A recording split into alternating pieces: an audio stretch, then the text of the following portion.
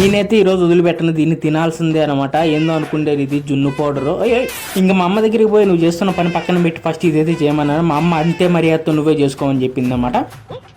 అసలు ఇట్లాంటి చిన్న చిన్న వంటకాలు మనకు అసలు లెక్కలే కాదు, చిటికలే చేసేస్తాం. మీరు కూడా చూసి నేర్చుకుని ఎలా చేయాలో. ఫస్ట్ ఒక గిన్నెలో పౌడర్ తీసుకొని దాంట్లో పాలు వేసి గిలగొట్టేసి మళ్ళా బెల్లం వేసి గిలగొట్టేసి దాని తర్వాత కొన్ని మిరియాలు తీసుకొని దంచి పక్కన పెట్టేసుకోండి అనమాట. ఇదే ముఖ్యం మిగులు, ఇది మర్చిపోకండి. ఇంకా దీన్ని పక్కన పెట్టేసి మనం ఇందాక కలిపి పెట్టుకున్న పాలను చిన్న గిన్నెలోకి అయితే తీసుకోవాలి. ఎందుకంటే ఇప్పుడు మనం దీన్ని ఫ్రిడ్జ్ లో పెట్టబోతాం, కుక్కర్ లో పెట్టబోతాం కాబట్టి. ఇంకేముందా బా, స్టవ్ ఆన్ చేసుకోవాలా, కుక్కర్ పెట్టాలా, కొన్ని నీళ్లు పోయాలా. ఎందుకు నీళ్ళు అంటారా, ఇప్పుడు స్టీమ్ మాదిరి దాన్ని ఉడకబెట్టాలి ఇడ్లీ మాదిరి. అనగానే ఇప్పుడు మనం అలా నీళ్లు పోసి పెడుతున్నాం అనమాట. దాని ఏం లేదు, ఇంకా మూత పెట్టేయటమే. ఇందాక ఏందో అన్నాను, నాకు కుక్కర్ మూత పెట్టే కూడా రాలేదు అనమాట, అంత దారుణంగా ఉన్నాను. నేను కొట్టగా తనకలాడుతుంటే మా అమ్మ వచ్చి చిన్న హెల్ప్ అయితే చేసింది అనమాట. మొత్తాన్ని నాకు తెలిసి మా అమ్మ వచ్చి హెల్ప్ చేస్తుందని ఇంకా బయటకు వచ్చి కొంచెం అలా డాన్స్ అయితే వేయాలి. అంటే అది ఇన్స్టాగ్రామ్ రీల్స్ అందరూ అలానే చేస్తాను కదా, కొంచెం వంట చేస్తారు మధ్యలో డాన్స్ చేస్తారు, మనం అలాగా. అది ఇప్పుడు 3 విజిల్ వస్తే ఆఫ్ చేసి పక్కన పెట్టేసి మూత తీసి చూస్తే మొత్తానికి అయితే ఉడికింది. దీన్ని ఇప్పుడు దానం కట్ చేసేసి రివర్స్ చేసి పెట్టేశాను. ఇప్పుడు దీని టేస్ట్ చూద్దాం ఎలా ఉందో. నోట్లో పెట్టుకోగానే గూ వదిలింది అనమాట. ఎమ్మటే సల్లారకుండా నోట్లో పెట్టేసుకున్నాను.